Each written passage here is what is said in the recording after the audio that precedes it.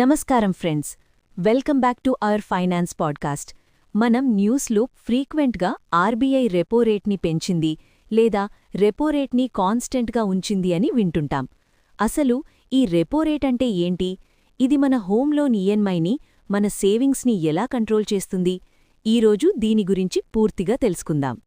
సింపుల్గా చెప్పాలంటే, మనకి డబ్బులవసరమైతే బ్యాంక్ దగ్గర లోన్ తీసుకుంటాం. దానికి మనం వడ్డీ, ఇంట్రెస్ట్ కట్టాలి. అలాగే బ్యాంక్స్కి లైక్ ఎస్బీఐ, హెచ్డిఎఫ్సికి డబ్బులు ఎమర్జెన్సీగా అవసరమైతే అవి RBI, reserve bank of India దగ్గర లోన్ తీసుకుంటాయి.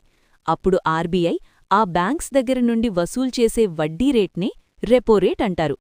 రెపో అంటే రీపర్చేజింగ్ ఆప్షన్. అంటే బ్యాంక్స్ తన దగ్గర ఉన్న గవర్నమెంట్ బాండ్స్ని ఆర్బీఐ దగ్గర తకట్టు, కొలాట్రల్ పెట్టి డబ్బులు తెచ్చుకుంటాయి. మళ్లీ ఫ్యూచర్లో అవే బాండ్స్ని రీపర్చేజ్ చేస్తాయి.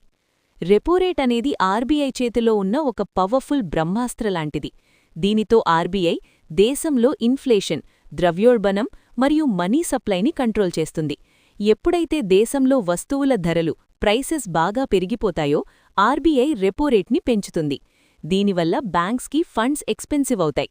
సో బ్యాంక్స్ ఆ భారాన్ని మనమీద వేస్తాయి. రిజల్ట్, మన home loans, car loans interest rates పెరుగుతాయి. అప్పుడు మనం ఖర్చు పెట్టడం తగ్గిస్తాం. డిమాండ్ తగ్గి ప్రైసెస్ కంట్రోల్లోకి వస్తాయి. ఒకవేళ ఎకానమీ స్లోగా ఉంటే ఆర్బీఐ రెపో రేట్ని తగ్గిస్తుంది.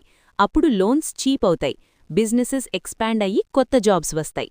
మీరు తీసుకున్న loans repo linked lending rate అంటే ఆర్ఎల్ఆర్ఆర్కి లింక్ అయ్యుంటే ఆర్బీఐ రెపో రేట్ మార్చిన ప్రతిసారీ వెంటనే మీ ఈఎంఐలో మార్పు వస్తుంది.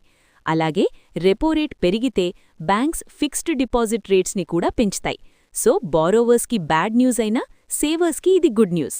మీ హోమ్ లోన్ ఇంట్రెస్ట్ రేట్ ఇప్పుడెంత ఉందో చెక్ చేయండి. ఒకవేళ ఇది 9% కంటే ఎక్కువ ఉంటే బ్యాంక్ని కాంటాక్ట్ చేసి స్ప్రెడ్ని తగ్గించమని రిక్వెస్ట్ చేయండి, లేదా బ్యాలెన్స్ ట్రాన్స్ఫర్ గురించి ఆలోచించండి.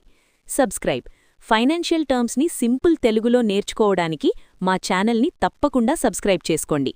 బెల్ ఐకాన్ని క్లిక్ చేయడం మర్చిపోవద్దు.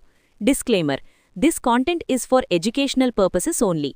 I am not a SEBI-registered advisor. Please consult your financial advisor before making any investment decisions.